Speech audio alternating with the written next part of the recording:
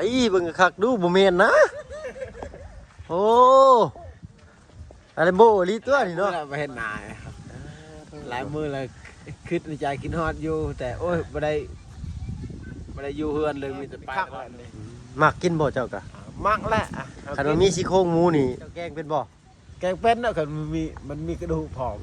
แล้วมันมีกระดูกนี่โอ้ยแกงเอาแซ่บ บ่แซ่บเลยเนาะ เฮาก็ เจ้าบ่แกงหรือว่าเมียเจ้า เมียแกงน่ะ ทำให้เป็นเนาะพี่น้องฮอดบ้านแกงจองไปทีเรียบร้อยพี่น้องเนาะมื้อนี้เวียนเข้ามาหาทางไอ้ลัมโบเพิ่นพี่น้องเนาะมามื้อนั้นทางไอ้ลัมโบเพิ่นไปส่งแฮงเนาะเพราะว่ามื้อวันอาทิตย์เพิ่นน่าสิบ่ได้ไปไสเนาะพี่น้องน่าสิเห็นเพิ่นได้เนาะมื้อนี้ไอ้ลัมโบเนาะก่อนกลับบ้านรอบนี้ก็แวะเวียนเข้ามาหาทางไอ้ลัมโบกับน้องวิเพิ่นอีกก่อนพี่น้องเนาะยังบ่ได้ทันเห็นไอ้ลัมโบเพิ่นได้มื้อนี้เนาะตั้งแต่ขึ้นมารอบนี้พี่น้องเนาะเห็นแต่ทางน้องวิเพิ่นเนาะกับป่าเพิ่นอยู่พี่น้องเนาะก็ดูอากาศทักทายสบายดีพี่น้องทุกคนเนาะมื้อนี้ก็มาพบกับพ่อกับบ่าวเพิ่งเคยหลายคือเก่าพี่น้องเนาะน่าจะสีเขียวๆนี่เด้อพี่น้องเนาะอยู่ประเทศลัมโบนี่เนาะทางลุงเพิ่นก็สิเอาไม้ฉลาพี่น้องเนาะทางบ่าวเพิ่งก็สิไปเวียนเข้ามาหาลัมโบเพิ่นก่อนพี่น้องเนาะไปตามชมภาพบรรยากาศไปนำกันแม่นบ่น่ะแม่นไอ้ลัมโบอยู่บ่เนาะพี่น้องเบิ่งดู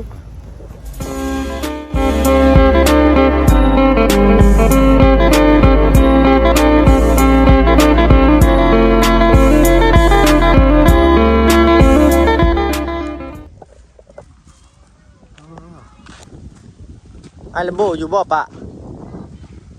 ใส่เบิ่งคักดูบ่แม่นนะโอ้ไอ้ลัมโบลีตัวนี่เนาะสบายดีเนาะไอ้ลัมโบเนาะสบายดี ไปเฮ็ดโครงหลังคามาใหม่บ่ตัดผมมาใหม่ล่อเลยบาดนี้เนาะตัดวันนี่เนาะมามื้อน่ะบ่เห็นเจ้า เห็นบ่เห็นเจ้าบ่ดูเจ้าไปอันจังก็ไปชงแห้งบ่ชงแห้งมันต้นเนาะเอาแห้งมื้อนี้วันอาทิตย์พักเนาะโดยทางน้องวิเพิ่นเนาะโอ้ให้น้องไปกินกับหมู่เพิ่นก่อนพี่น้องเนาะเป็นจังไดอันเรื่องน้ำในน่ะเรื่องน้ำน่ะโดยเอาละเบอร์แต่ให้นะเบาจันเบาให้ได้มาแล้วแม่นบ่ได้แล้วเบอร์หากยังบ่ทันให้ลุงจันบ่เลยเนี่ยให้เราโทรเบาเองเอาเบอร์นะสบายจังได๋เพิ่นไปเรียกเพิ่นก่อนเนาะไปอัน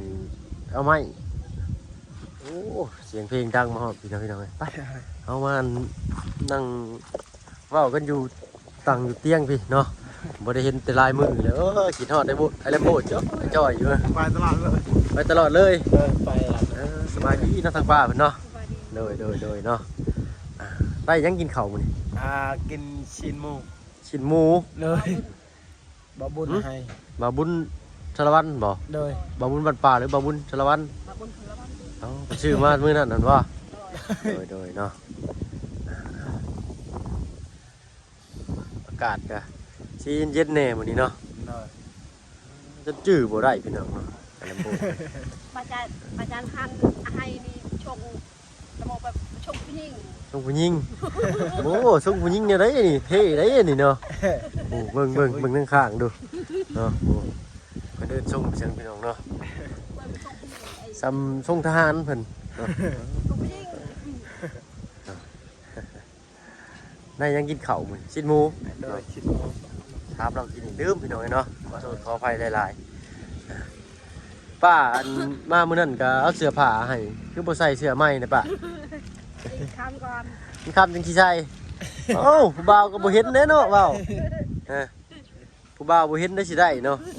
ก็เดี๋ยวอันใส่เสื้อใหม่ส่งใหม่ไว้ให้ผู้สาวเบิ่งเอ้ยให้ผู้บ่าวเบิ่งเนาะขอโทษขออภัยพี่น้องเนาะต้องผิดต้องถูกทั้งบ่เพิ่นกันเลยเนาะมึงชงนี่ก็ชงผู้หญิงแล้วลาแหละเนาะมารอบนี้ส่งผู้หญิงพี่น้องเนาะค่อนข้างลมเลยพี่น้องมื้อนี้เย็นไหนมื้อนี้เนาะพอดีอยู่สำนี่เนาะไอ้ละโม แม่น้องวิเพิ่นกินข้าวแล้วบ่เลยบ่ เดินกินแล้ว ได้ยังให้เพิ่นกิน เอาปลาให้ปลาดำเมื่อคืนนี้ เมื่อคืนไปดำปลา เดิน ได้หลายบ่ ได้พวกกิน เนาะสายยางนี่ถึงเรียบร้อยเนาะห้องน้ำนี่ เดิน แต่น้ำบ่มีบ่จัก เดินน้ำ น้ำบกบ่แลในสางนะ มันแห้งแล้วนั่นได้กระทังหนึ่งน้อยๆนั่นก็แห้งแล้ว เนาะทางดับนี่ถึงกันบ่ โดยมันแห้งแล้วไปคู่ดึงเชือ ได้ยินเสียงลมอยู่เด้พี่น้องเนาะลมพัดเป็นสิ่งที่ดีอยู่เนาะขอโทษขออภัยหลายเลยเนาะมารอบหน้าคือสิได้ปรับปรุงขึ้นอีกอยู่พี่น้องเนาะอดใจรออีกจักหน่อยพี่น้องเนาะมื้อนี้ก็สิเมื่อบ้านไปลำโบยเนาะ เมื่อบ้านบ่ โดยสิกลับผูกกูบลำเนาเลยบัดนี้เบิดเวลาเลยได้ก็เลยแวะเข้ามาเยี่ยมมายามไปลำโบก่อนเนาะ เดิน มารอบนี้นี่ฮะก็เห็นเทอเดียวได้นี่เนาะ แวะเข้ามามื้อน่ะก็เห็นแต่น้องวิเพิ่นเนาะ อยากไปบ่อยากไปตัดดอกบัวบ่ไปบ่ มื้อนี้นะ เดิน โอ้มื้อนี้ฟ้าวแหน่ลำโบยเนาะเอาไปเป็นรอบหน้าก็แล้วกันเนาะ ได้ เพราะว่าทางลุงจันทร์เพิ่นสิลงไปเอาไม้เชื้อราอยู่เชโปนไม้ของพ่อทางบ้านน้องป้าเพิ่นเนาะ เดิน ย่านสร้างเพิ่นถ่าดนเนาะมัดหนึงเพิ่นบ่ส่งได้พี่น้อยเนาะต้องแล่นลงไปเอาเอง เดิน ขาดเรืออีก4แผ่น5แผ่นพอดีมัดหนึงเนาะ น้องปลาอยู่อะไรนี่ โดยอยู่บ้านอะไร เดิน อ้าวซะนะมื้อนี้ก็บ่มีหยังมีแต่ถุงยังชีพ เอาไว้เดินโอ้ย จนสั่นด้วย2โล3โล4โลอยู่ได้เนาะ เดิน มีบักพริกเป็นนัวเนาะ เดิน น้ำปลามีหมี่กับปลากระป๋องพี่น้อยเนาะเครื่องใส่ครัวเรือนทำกับข้าวโดยเฉพาะพี่น้องเนาะทางกันพอหักไม่หักทางลุงจันทร์เพิ่นเนาะบิแบ่งมาให้ใส่อันจับจ่ายใส่ซอยให้แจกให้พี่ให้น้องพี่น้องเนาะขอบมุกขอบใจทางกันพอหักไม่หักทางลุงจันทร์เนาะขอบมุกขอบใจหลายๆเนาะ จัดลายเด้อ พอหักไม่หักทางกันลุงจันทร์เนาะ ทางลุงจันทร์เด้อมาซอยน้องเบาน้องวิทย์นี่เด้อ โดย ส่ง เนาะ ข่าวให้คนนี้ต่อไปให้ร่ำให้รวยเด้อความเจ็บอย่าให้ได้ความไปอย่าให้มีนอนให้ได้เงินหมื่นตื่นให้ได้เงินแสนสาธุ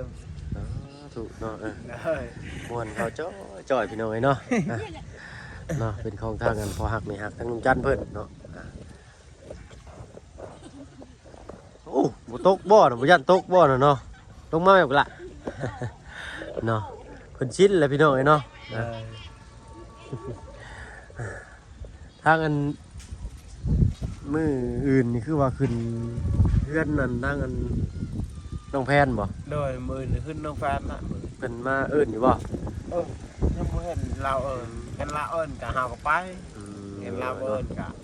ทำบ่ไป โดยเนาะเพิ่นมา โดย เพิ่นก็สิเอิ้นนั่นแหละเนาะ โดย กันเพิ่นยังยากเรียกเตรียมเครื่องเตรียมของอยู่พี่น้อยเนาะ ให้ปานแน่ไป โดย เอายาขึ้นมันต้นอีกหมื่น เนาะและอันป้าเพิ่นอยู่ใกล้ๆเนาะบ่ได้ใกล้เนาะ เด้อ ไปซอยเวียกซอยงานเล็กน้อยก็ เด้อ แล้วเวียกแล้วงานแล้วก็มาเบิ่งทางแม่น้องวิปะไปใกล้ก็บ่ได้เนาะ โดยเดี๋ยวนั้นนะ ต้องปะเลยเนาะ แต่ละมือไปนี่ไปตลอดเลยบ่ได้อยู่เลยทีเดียวยังอยู่ละคาเวียกอีกไปตลอด ได้อยู่แต่วันอาทิตย์นี่แหละเนาะ เลยที่ได้อยู่ในวันอาทิตย์นี่แหละ เนาะ แล้วช่วงแหงหมู่แล้วมาหารับจ้างอีกก็บ่ได้อยู่เลยเหือดไปตลอดเลย เนาะ คิดว่าให้ป้า เมียเจ้าก็ไปนํบ่อยนะโบ เมียมาไปแล้วเมียเฮ็ดกินให้แม่น้องวินี่แหละ โดยเนาะ แต่ปลามันเบิ่งน้องวิเฮามีแต่ผู้เดียวเฮานี่แหละไปคิดว่านั่นแหละให้ลาวเบิ่งแยงเอาเจ็บไข้ได้เป็นก็โทรเอากันว่า เนาะ คิดว่านั้น เมื่อวานนี่ก็เข้ามากับทั้งลุงจันทร์เพิ่นเนาะเอาอันเสื้อผ้ามาอันให้ทางลุงจันทร์เพิ่นเอามาแบ่งให้เป็นไดอันทั้งเมียเจะได้ใส่เลยบ่ เมียใช้แล้วใช้บ่ถึก เป็นไดอยู่ว่าใส่บ่ถึก มันน้อยแอว แนวน้อย โดยเมียมันแอวใหญ่ โตใหญ่กว่าหั่นก็บ่มีเลยบ่ โดยบ่มี ใส่บ่ได้จักโตเลยเสียก็บ่ได้ บ่ได้จักโตเลยห้าก็บ่มี เนาะ โดย มารอบนี้เพิ่นนั้นมีแต่เสื้อผู้หญิงกันนะบ่อยเนาะเดี๋ยวท่านคันว่ามีอีกบาทหน้าก็สิบีแบ่งมาให้เนาะ เอาไปแจกทั้งนั้นน้ำแน่เนาะก็มีแต่ตัวใหญ่ๆได้แบ่งกันทั้งนี้นะเนาะ เออ ก็ยังบ่พอดีอันทั้งเมียดัมโบ้เพิ่นพี่น้อยเนาะ เฮ็ดน้ำปลาให้ปลาแบบนี่ชงนี่เฉียบเบิ่งนั้นโอ้ยบ่ถึกหมด ใส่บ่ถึกเบิด โดยให้ปลาหมด แล้วเลยบาดนี้ เอ บ่ อแล้ว ได้ใส่ โดยแล้วเลย เวลาอันเจ้าอันไปคุยกับเรื่องน้ำประปานี่เพิ่นว่าได้แล้วบ่ คอยยังไปโทรเอาแต่เบอร์ชื่อเอาเบอร์นำมาผู้บ้านนั้น เนาะ โดย หากยังบ่ได้เว้าเรื่องราคากันเนาะ โดย มีแต่ไปเลยเจ้าว่าได้จะไปเอาเบอร์เขานี่ เอาเบอร์นั้นเขาว่าเขาใช้ให้นำนี่เท่าไรกับเบาก้อนเขาบอกเขาเอาเบอร์นำลาวนะ จะเบานำให้พวกอายนี่เบาให้คิดว่านั้น เลยเนาะ เท่าไรกับฮัมบูยัก แต่ไปเอาเบอร์นำพอบ้านเพิ่นเนาะ โดย ไปเอานำในบ้านเพิ่นพี่น้องเนาะ โดย จักสิเท่าไรเนาะเดี๋ยวพุ่นแหละถ้าฟังลุงจันทร์เพิ่นว่าพุ่นเลยเนาะให้เพิ่นนั่นโทรถามเบิ่งเนาะว่าค่าน้ำค่าใน โดย ค่าน้ำประปาค่าน้ำประปาค่าอุปกรณ์ตกรวมๆแล้วสิเท่าไรพี่น้องเนาะ แต่เก่าอยู่3 ล้านแต่เก่าแต่เดี๋ยวนี้ฮัมบูยักเว้ยเดี๋ยวนี้จักเท่าไรละ ตะกี้ก็สิถึกแน่เลยเนาะ โอ้ โอ้ ย 3 ล้านตะกี้นี่ครับอุ้ยโอ้ยมันก็สิฟิวสิบ่ โดยลมพัด อ๋อต้องหาแนวทับไว้ดีๆเด้ออย่ามันฟิวให้ใส่เล็กน้อย โด เด้อย แพง ลมแห้งนี่พี่น้องเนาะคือสิบ่ได้ยินเสียงดอกตามเบิ่งนี่สิได้ยินแต่เสียงลมพี่น้องเนาะขอโทษขออภัยหลายๆพี่น้องเนาะตัดผมรอๆได้ไอ้ลำโบนี่เนาะจังเพราะเราจังได้เมียงามเนาะกินข้าวกับหมูบ้านเจ้าเพิ่นเอิ้นว่าพี่ชัก หมูอลิ อลิ อลิ อลิ โดยอลิ มาแหละอ่ะจ้อ มาแล้วเจ้า ป้าได้จ้ะ ปลาเชี่ย เสีย เชี่ย เสียป้า โดยตอนแรกนี่ก็ลงไว้แล้วตอนแรก ลงไปหาเสียอีก ลงไว้แล้วยิงอีกแล้วไปแล้วมันเจ็บเลยหูไป บ่ย่านบ่มันหนาวจัง หม ซี่ อระยานว่ากุมลูกหลานกินก็พอละได้ถ้วยหนึ่งก็พอละ เนาะ ลงมีแต่ได้2 ชั่วโมงกินลง 2 ชั่วโมงลงนี่ได้พอกินรถ โดยลงประมาณ7 โมงกับ9 โมงกับเมื่อ ลงทุ่มหนึ่งเนาะ โดย ทุ่มหนึ่งฮอด3 ทุ่มก็กลับเนาะ โดย มันบ่หนาวบ่นี่ลมมื้อนี้ฮะหนาวได้ หน้าก็อดเอาขึ้นน้ำใส น้ำคุณนี่มันแนมบ่เห็นเลยเนาะ น้ำไปเห็นเลยตำบนหินตลอดเลย ตามกันนี่แหละ โดย อ๋อดูเนาะตามมันก้อนหินบาดพี่น้องเนาะ ตำบนหินพร้อมบนนั้นก็โอ้ยบ่เห็นเลย เคยตามจังเถื่อก้อนหินนี่ตั้งแต่ไปดำปลามานี่ ไม่ใช่ เคยตำบักหินจังเถื่อแล้วเหรอ ช่องเทือแหละท ตั้งแต่ไปดำปลามานี่ได้ ำเลยมันคุ้นหนึ่งขลา อืม ไม่ว่าเยื่อเยื่อติดนี่เอา อ่า ติดเอานี่มันไม่ได้คือน้ำชายตัวนี้ฮอตพุ่นเขาเยื่อเขาเห็นอันนี้มัน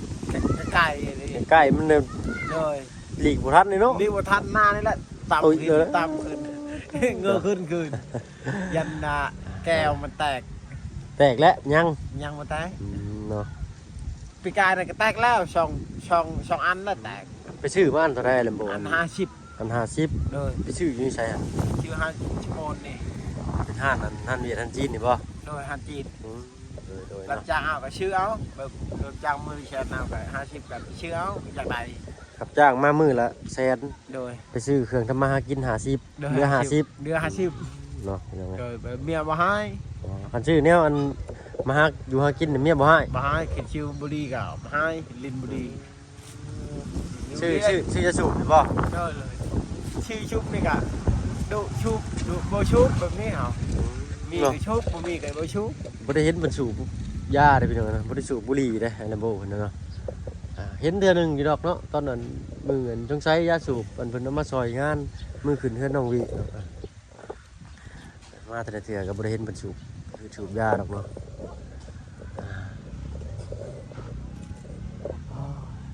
เนาะยังบ่ทันว่างเวียกน้อยลำโบเนาะเจ้ากันเนาะ โดยแล้วมันมื่นแล้ววางแล้วแหละสำเร็จแล้ว มื้ออื่นนี่สำเร็จเลยก็ ปลาวาง ไปเฮ็ดหยังอีกบัดนี้แล้วเลยก็ได้ ขุดคลองนี่แล้ว มื้อ แล้วขุดที่นี่คลองนี่แหละแล้วไปละไปหารับจ้างแล้วบัดนี้แล้วกันว่ามีน้ำไปใส่น้ำเบิ่งน้ำก่อน อืม เบิ่งน้ำกาเฮ็ด มื้ออื่นนี่คือแล้วเวียกแล้วงานเบิดเลยแมันบ่บัด โดยมือนี่ก็มีแต่เฮ็ด ขุด นี่นะ ขุดคลองบ่ โดยขุดคลองนี่แหละ ไผ พักผ่อนก่อนก็ได้เนาะ คิดว่า คืนก็ไปซอยเวียกเขาเลยมากกับพักผ่อนเนาะย่ำค่ำๆจังเฮ็ดก็ได้คันว่ามันแดดเนาะ คิดว่าละ แป๊บเดียวดอกเราเฮ็ดเนาะพี่น้องเอ้ยคุยแล้วเราเฮ็ดเนาะแล่นไต่แล่นเนื้อเราก็ได้พี่น้องเอ้ยเนาะ คือว่าบ่เอื้อยเลยเขาคิดว่าไปรอดนะไปหามันจากหากินนี่แหละหาใช้ชีวิตนี่แหละ เนาะเพิ่นว่าอัน อยู่กับหลักอายหมู่หลักอายคู่คิดในใจบ่มีหยังครับคนแบบคนทุกข์แบบว่าอยู่บ่มักอยู่เลยมีแต่ไปมันได้น้อยเดียวก็พอ เนาะเอาไปว่าพออยู่พอกินนาเนาะพี่น้องวันนี้เนาะ เด้อ ปะไปหึง ปะไปหึงไปนานกับบ่ได้พี่น้องเอ้ยเนาะยัดว่าทางแม่น้องวิเพิ่นก็ติดเตียงอยู่พี่น้องเอ้ยเนาะบัดเพิ่นลุกเข้าห้องน้ำห้องหยังบัดให้ป้าอุ้มนักเลยเนาะพี่น้องมีแต่ไอ้ลัมโบ้เพิ่นนี่แหละอุ้มขึ้นอุ้มลงเมื่อก่อนกันเนาะเดี๋ยวนี้สบายเนี่ยแหละเนาะไอ้ลัมโบ้เนาะ เด้อสบายเลยนี่ อยู่ตารางเลยบาดนี้เนาะแล้วมื้อคืนไผสิลงมานอนนำแม่น้องวิไอ้ลัมโบ้ ร้านละปลา ร้านกับป้าเนาะ ละนอนอยู่นี่เลย เพิ่นว่าอันมีเสือน้ำมันนั่นให้บอกป้าว่าให้เอาลงมาปูข้างล่างลงก็ได้เนาะ เลย ตัวมันเรือหรือมันยังหั่นนะเพราะว่าอย่างเทึงมันอันฝุ่นจับซื่อๆเนาะทางป้าลุงเพิ่นว่าอันคันว่ามันเรือมันยังก็เอาลงมาปูไว้เบิดเลยเนาะทางหลุมนี่เนาะเฮาได้เหยียบได้ใส่สิเด้เนาะ ปูแล้วนี่มันเรือนะคิดหน่อย ตอนแรกนี่สิได้ยังกินข้าวกันนี่ ตอนแรกก็ยังนี่ยังน้อยนึงไอ้ป่ายังเพิ่นน้อย ยังถ้วยน้อย ๆเลย ๆกินอันนั่นแล้วเนาะไปก่อนเนาะ เลยแล่นั่นล่ะตอนแรกก็ไปอีก ไปหามากินไว้กินมื้อเช้าอีก เลยคิดนั่นแหละ เนาะหามื้อนี้กินมื้อนี้เนาะพี่น้องเนาะ กินมื้อนี้ก็หมดเลยเฉพาะมื้อนี้ มันเป็นหาเช้ากินค่ำได้นี่หามื้อนี้กินมื้อนี้หาเดี๋ยวนี้กินเดี๋ยวนี้พี่น้อง เล เนาะ ยกินแล้ว ถ้าว่าบ่ได้ก็คือแบบ มีแต่ อันเดียว มีแต่เตียวอ่ะ เตะเดียวแล้วคักนะไอ้ปูเราเอาเดี๋ยวเนาะต้องเย็ดมาเลยโอยเนาะบุญบ้านนี่แลกคำนำบ่ได้บ่ยังกะจะปลากระป๋องอะไรเนาะ เลย แกะจั่วออกมาเทสิถ้วยแล้วก็จ้ำเลยเนาะ เลย เดี๋ยว นี่สบายแดดไปชื่นนี่กินน้ำเย็นดูคักเลย มาซื้อนี่ เลยถือหมดไปกองปลาหมดชีตุก อ๋อเรากินมีลึกแท้นี่ เดี๋ยวกินเลยกลับมาพออีก บ่พออีก โดยกะที่อันนั้นหมูไปชื่ออีก10,000นี่ไปชื่ออีกนำก่อนมาพออีก มันโหดเนาะ โดยมันฮอนเอาขึ้นเป็นต้น ขึ้นมาต้นกินน้ำเย็นนี่มีแห้งแล้วเห็นป่ะ โดยคนประมาณ9 คนเอาขึ้นแต่กินมาพอไปเลย มันก็เลยไปซื้อมาตื่มให้ โดย ทางเมียเจ้าบ่ได้ไปไสบ่ซั่นมื้อนี้ ไม่ได้ไปหมดข้าพเจ้าไม่ได้ อ๋อ ไป เมียเจ้าก็เข้าเนาะ โดยเข้าหมดเลย ก็ไปเมียนก็มาหาทางไอลัมโบเพิ่นเนาะพี่น้องทางน้องวิเพิ่นก็เอาและเล่นน้ำหมู่น้ำคูเพิ่นเนาะก็ให้น้องมาเล่นกับหมู่กับครูเพิ่นก่อนเนาะลายมือเลยบ่เห็นในลัมโบ ลายมือเราไปเห็นหนายครับลายมือเราคิดในใจกินฮอดอยู่แต่โอ้ยไม่ได้อยู่เฮือนเลยมีแต่ไปตลอดเลย สิหยุดก็บ่ได้เนาะ หยุดก็ไม่ได้ นอกจากวันอาทิตย์ ในวันอาทิตย์นี่หยุดได้อันนี้ก็ยังบ่ขึ้นแล้วมันต้นหมูนั่นขังคาแล้วมันต้น มือแต่มืออื่นบ่ได้เนาะบัด โด นี้ ยมือนี่แหละไปชิมหมด มืออื่นแล้วก็มือฮื้อก็ขุดคลองเนาะบัดนี้ โดยคล้องแล้วมือ เดี๋ยวสิให้ทางลุงจันทร์เขามาอันคุยเรื่องน้ำให้เนาะ โดย ว่าเราตกลงราคากันเท่าใดกันแท้เนาะพี่น้องเนาะตะกี้ก็3 ล้านกีบเพิ่นว่าเนาะแต่เดี๋ยวนี้ก็จังว่าสิแพงขึ้นหรือสิถูกลงก็จักรุ่นไปด้วยกันเบิ่งไปด้วยกันพี่น้องเนาะเมื่อป้าก็เด้อป้าเด้อกลับไปเด้อโดยเนาะ เพิ่น2 คนนี่แหละเนาะกับน้องวีแล้วก็เมียลัมโบเบิ่งแม่ของน้องวีเพิ่นพี่น้องเนาะอ้าวเมื่อป้าแล้วสันเด้อลัมโบเด้อ โดยจันลายเด้อ โดย เดินทางให้ปลอดภัยเด้อ โดย ดีไปเด้อทีมงานเด้อ จ้าเนาะไปแล้วสบายดีเนาะมื้อนี้มีไผแน่สายลัมโบแวะเข้ามานี่ บ่เห็นไป เนาะเพิ่น มี ข้าว แต่ เรียกอยู่เทิง มีแต่เห็นคือว่า บางอย่างบอกขึ้นเฮือนน้องแฟน สงสัยบ่าวยาวเพิ่นมาอั่น โดย พอเวียกเรื่องเฮือนน้องแพนเพิ่นพี่น้องเนาะ โดย เพราะว่าเกิดเหตุเพลิงใหม่อยู่บ้าน อันนี้ช่างก็บ้านอะไรใหญ่ เออ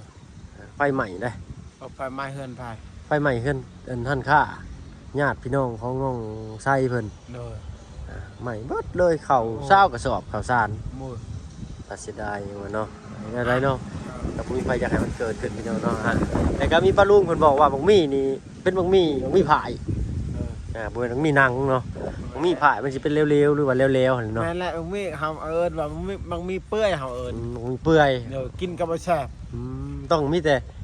ต้มมีแต่ โดย แกงกับเห็ดแจ่วเห็ดจุกินนั่นแหละเนาะ โดย จังแซ่บบักมี่ เห็ดดองได้เห็ดดองนี่ เห็ดดองก็ได้ ได้เห็ดดองบ่ฮะคิดว่าแตกดองเขาเอาพัวอย่างเฮาแกงกินเป็น โอ้ หมอนใหญ่ก็ได้ คือเรียกว่านั่นเนาะคือเรียกว่าดอง บ่ คิดว่าดองสิขวดโลสิหยังเนาะอ๋อแบบว่าแต่งดองไปให้เพิ่น โดย เห็ดแกงมีใส่ซี่โครงหมูซี่โครงไก่จังซี่เนาะ โดยแบบนั่นแหละสิได้ แซ่บล้นบ่ แซ่บมีคักแหละนี่ มักกินบ่เจ้าก็ มักแหละอ่ะเอ คัน กิ ว่ามีซี่โครงหมูนี่ เจ้าแกงเป็นบ่ แกงเป็นเนาะคันมันมีกระดูกผอมแล้ว เนาะ มันมีกระดูกนี่โอ้ยแกงเอาบ่แซ่บ บ่แซ่บแล้วเนาะ โอ้ย เออ เฮาก็ เจ้าบ่แกงหรือว่าเมียเจ้า เมียแกงน่ะ ทำให้เฮ็ดเด้อตัวค่อยได้ละบ่เด้อ เมียแกงแซ่บ เมียแกงแซ่บ เออถ้าเราแกงนี่โอ้ยบ่แซ่บ บ่แซ่บบ่ โดยมันเผ็ดลายเลย มันเผ็ดหลายดี โดยใช้เผ็ดลายเอา โดยเนาะอยู่คอนไฟเลยทางน่ะเพิ่นนั่นดังไฟดึงข้าวบ่หรือดังไฟเฮ็ดกินน่ะ แต่งไฟเห็ดกิน เนาะเฮ็ดเดี๋ยวนี้กินเดี๋ยวนี้พี่น้องเนาะ ไอ้จะกินนะเมื่อเอาให้ บ่เป็นหยังอะไรบ่เนาะผมบ่เข้าใจหลาย ช่องน้อยซ้ำน้อยขอเอาให้ละ ๆโอ้ยเนาะจักสิเอามือเฮ็ดอะไรกินพี่น้องเนาะทางอะไรก็ได้เดี๋ยวเบิ่งก่อนเนาะมารอบหน้าก็แล้วกันเนาะ โดย ขอบมกขอบใจหลายๆลำโบเนาะทางเฮาก็ยังสิแล่นเวียกขึ้นไปอันทางบ้านน้องป้าอีกรอบหนึงพี่น้องเนาะสำหรับคลิปนี้ลาแล้วพี่น้องเนาะทางลุงจันทร์เพิ่นสิท่าโดนพี่น้องเนาะตอนแรกว่าทางลุงจันทร์เพิ่นว่าเพิ่นสิให้ว่าเพิ่งท่าอยู่นี่แต่ทางเพิ่นสิแล่นลงไปซื้อเนาะก็เลยอันท่าบัดรวดเดียวเลยซะเนาะถามเบิ่งเรื่องน้ำเรื่องในจะให้ทางลุงจันทร์เพิ่นมาถามเบิ่งเรื่องน้ำเรื่องในหน่อยลำโบเนาะลาแล้วสบาย สบายดี เนาะ จ้าขอมุกขอบใจหลายๆไปเด้อป้าเด้อโดยอาทิตย์หน้าพ่อกันใหม่เนาะ3-4-5 มื้อพุ่นแหละเนาะ โดยเนาะขอมุกขอบใจหลายๆเนาะพอดีลงไปพร้อมกันเลยสิพี่น้องเนาะไปสำหรับคลิปนี้มีหยังหลายพี่น้องเนาะดีใจเลยเนาะได้มาเห็นไอ้ลัมโบเพิ่นเนาะสำหรับคลิปนี้ลาแล้วเนาะพี่น้องพ่อกันคลิปหน้าเนาะก็เป็นว่าสบายดีพี่น้องเนาะทางเฮาก็โอ้ยเดินทางต่อก่อนพี่น้องเนาะขอมุกขอบใจหลายๆพี่น้องเอ้ย